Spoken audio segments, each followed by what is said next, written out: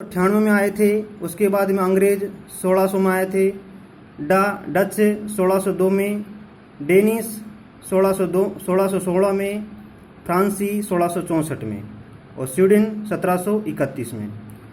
साथियों, अब हमारे याद करने की कोशिश कैसे करेंगे, क्योंकि 1498 में हम कई बार गए। 98 में क्या, 98 में पुर्तगाल का 98 में मैंने ठान लिया पुर्तगाल जाना है मेरे को।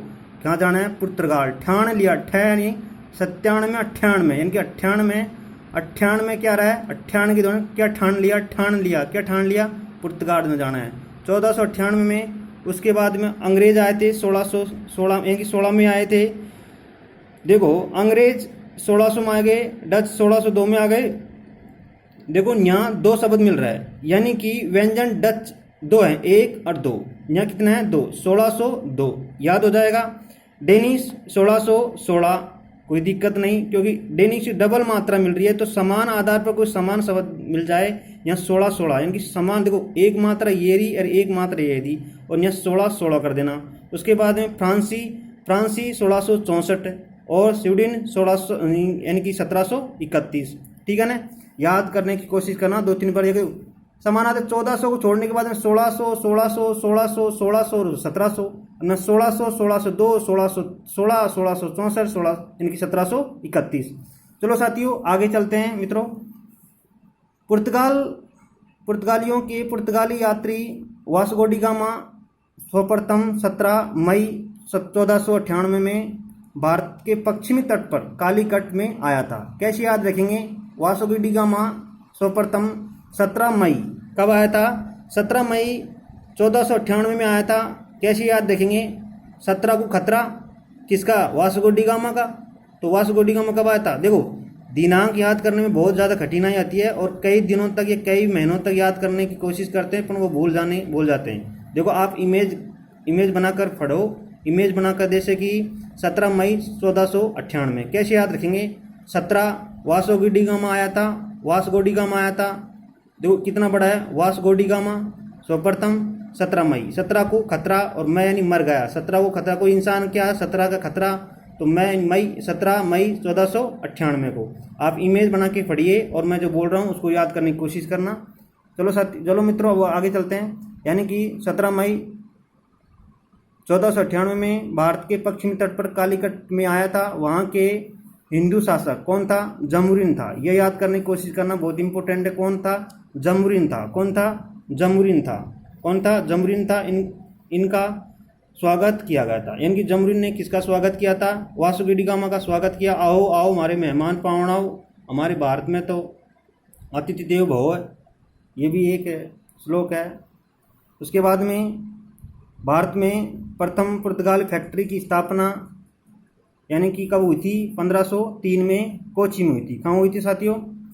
भारत में प्रथम पुर्तगालियों की फैक्ट्री की स्थापना, यह याद करने की कोशिश करना, 1503 में हुई थी। देखो, फैक्ट्री कितनी फैक्ट्री लगाना भाई तेरे को? 3 फैक्ट्री लगाना भाई मेरे को। 3 फैक्ट्री लगाएगा क्या? हाँ, अरे भाई तू 3 फैक्ट्री लगा। चल भाई, 3 फैक्ट्री याद करना। और उसके बाद में पुर्तगालियों ने 3 फैक्ट्री लगा दी, कोचीन में लगा दी। हमने जमुरीन के राजा था, उसने स्वागत कर दिया किसका? वास्को डी गामा का। अब आगे चलते हैं तो 1505 की फ्रांसिस्को पे अल्मेडा भारत में प्रथम पुर्तगाली वायसराय बनकर आया था। कब आया था? अब ये 1505 में आया था। देखो, वायसराय की बात आ गई, तो बताओ कि पुर्तगालियों की ओर से सर्वप्रथम 1505 में वायसराय बनकर कौन आया था? तो कैसे करेंगे? वायसराय 5,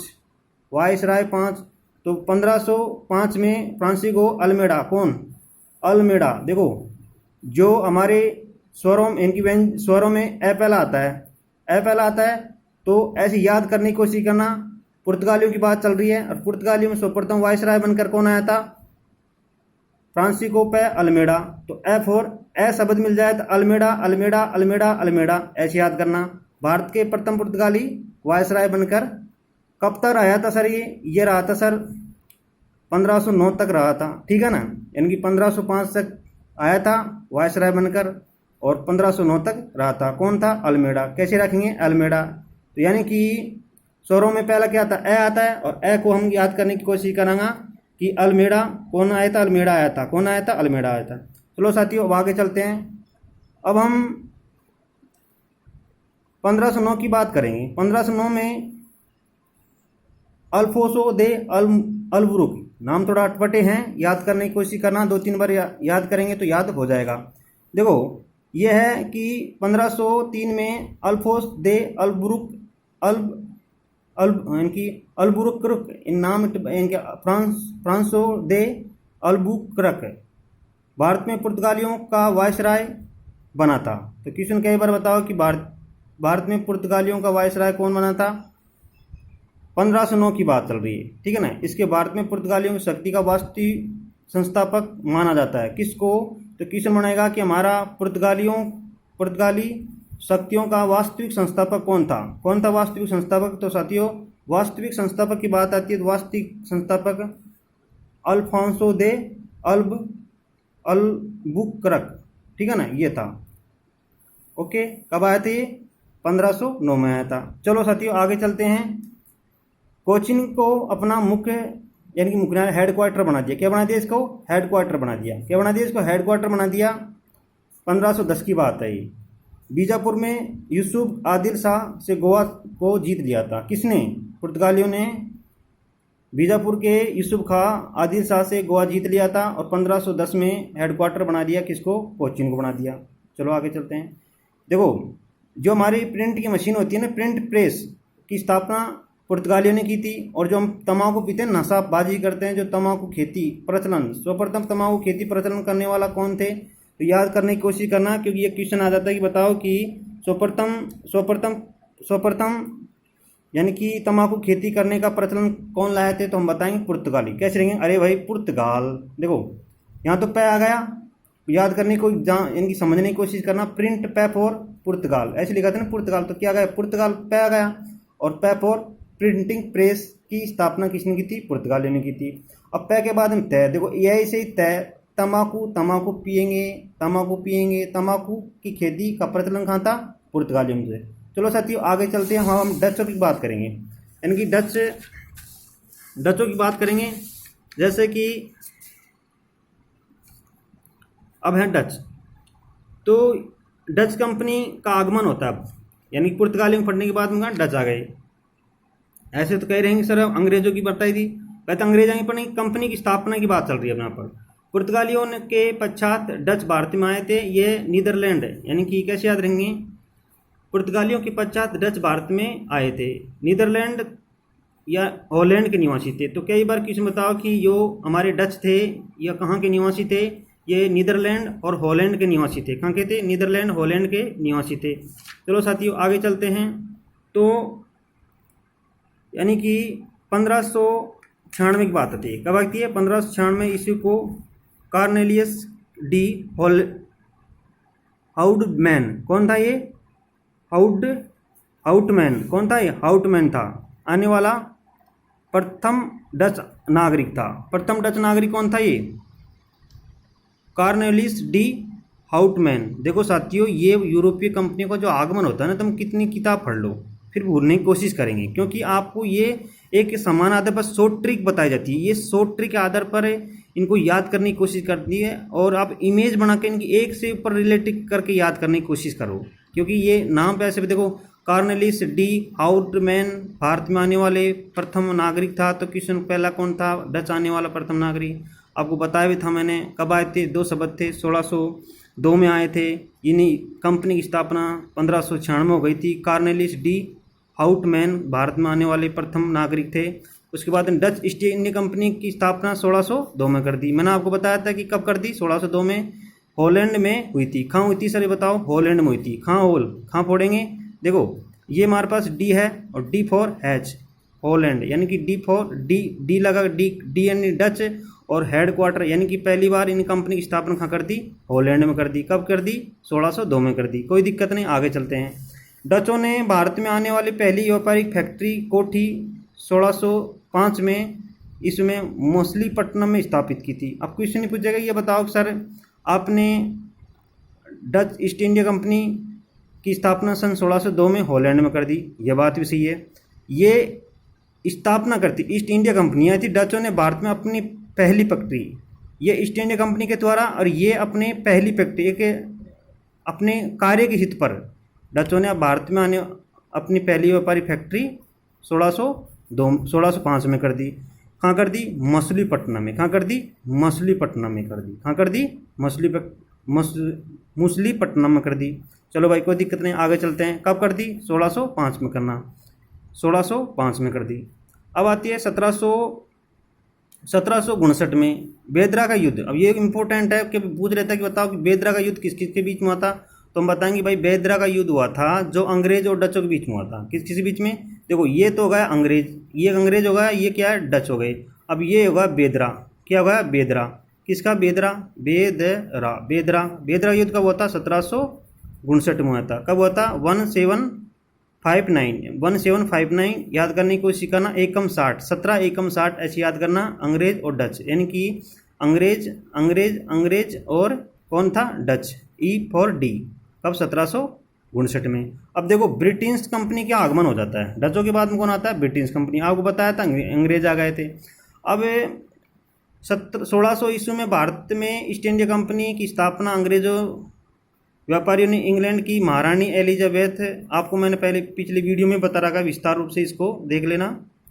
1600 ईस्वी में भारत में ईस्ट इंडिया कंपनी की स्थापना अंग्रेज व्यापारियों ने इंग्लैंड की महारानी एलिजाबेथ प्रथम से 15 वर्ष की अनुमति लेकर की थी। अब देखो एलिजाबेथ ने कहा कि जाओ तुम, अंग्रेजों ने कहा तो जाओ। व्यापारियों की उत्सुकता हुई, व्यापारियों ने कहा कि हमको भाई एलिजाबेथ ने 15 साल का लाइसेंस दे दिया, और लाइसेंस दे दिया तो हम व्यापार करेंगे। तो इनको 15 साल का क्या दे दिया? लाइसेंस दे दिया कि जाओ तुम अफ्रीका में भी कर सकते तुम व्यापार, तुम भारत में भी कर सकते, एशियाई उत्तर दक्षिण क्षेत्रों में भी कर सकते हो, व्यापार कर सकते हो। 15 साल का इनको लाइसेंस मिल गया। तो लाइसेंस मिल गया, तो लाइसेंस लेने के बाद में आगे चलकर 1609 में ब्रिटिश सम्राट जेम्स प्रथम कौन था? देखो सुनना, मैं बोल रहा हूँ दोबारा।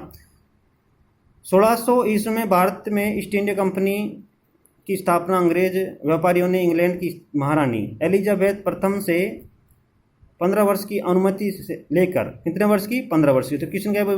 कितने वर्ष की अनुमति ली थी? तो 15 वर्ष की अनुमति ली थी। कब? कितने वर्ष की? 15 वर्ष की लेकर आ गए थे व्यापार करने के लिए। 1609 में ब्रिटिश सम्राट जेम्स प्रथम द्वारा इस अधिकार को अनिश्चित काल के लिए बढ़ा दिया, यानी कि अनिश्चित काल, कोई इसका काल निर्धारित करने, किसके द्वारा बढ़ाया था? ये जेम्स प्रथम के द्वारा बढ़ाया था। कब? किसके द्वारा बढ़ाया था? जेम्स प्रथम के द्वारा इसका काल बढ़ा दिया। चलो आगे चलते हैं।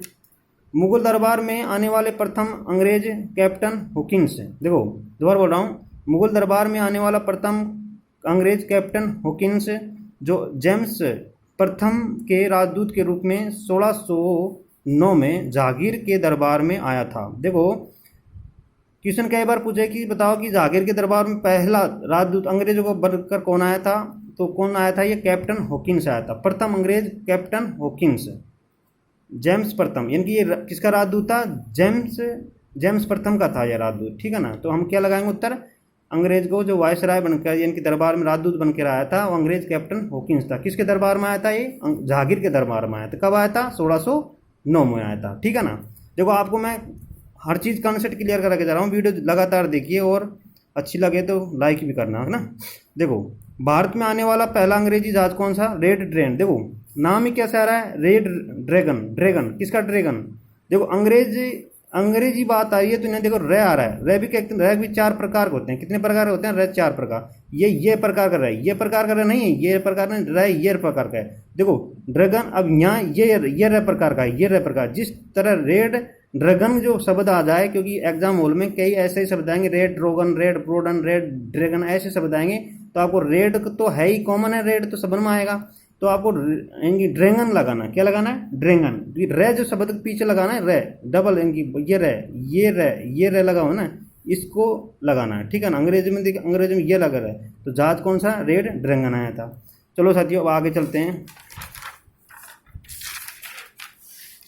देखो अब हमारे पास पूर्व तट पर अंग्रेजों ने अपनी, क्या बोल रहा हूँ, पूर्व तट पर अंग्रेजों ने अपनी प्रथम व्यापारिक कोठी मछलीपट्टनम में। तो क्वेश्चन क्या है? बताओ कि अंग्रेजों ने पहली बार पूर्व तट पर अपनी कोठी, इनकी व्यापारिक कोठी कहाँ स्थापित हुई थी? मछलीपट्टनम में, मछलीपट्टनम में।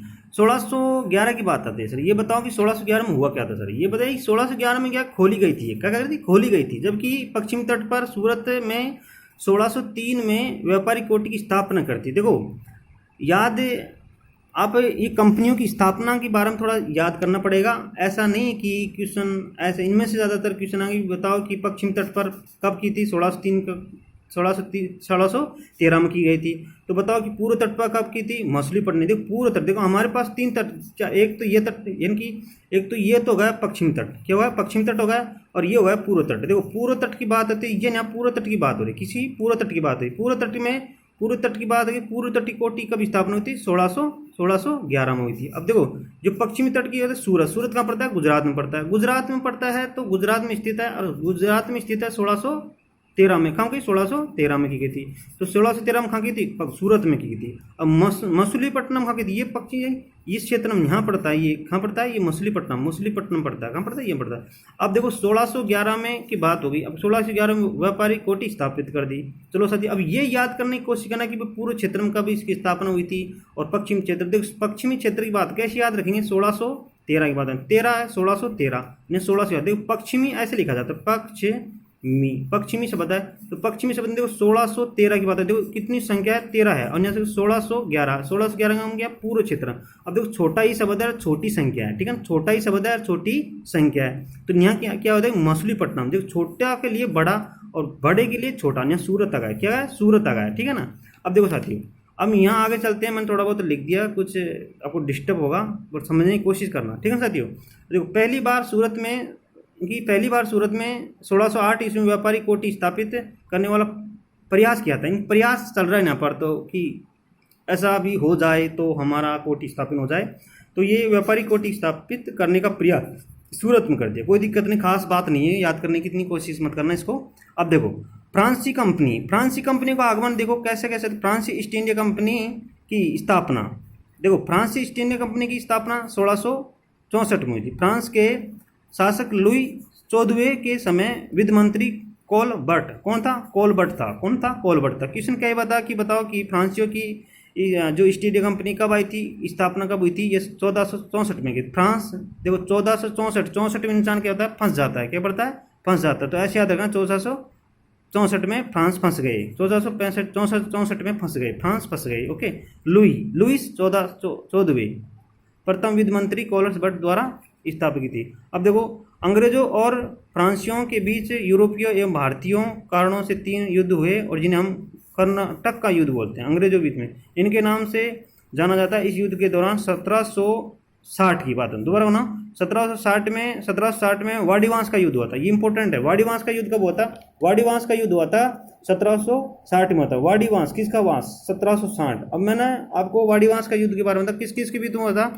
ये होता अंग्रेज और फ्रांसी के बीच में। भाई इसमें अंग्रेजी तो क्या, फ्रांसियों को पराजित करते किसने? अंग्रेज ने। बहुत जबरदस्त ही पराजित हुआ था अंग्रेज इसमें, अंग्रेजों ने इनको फ्रांसियों को बहुत जबरदस्त पराजित किया था।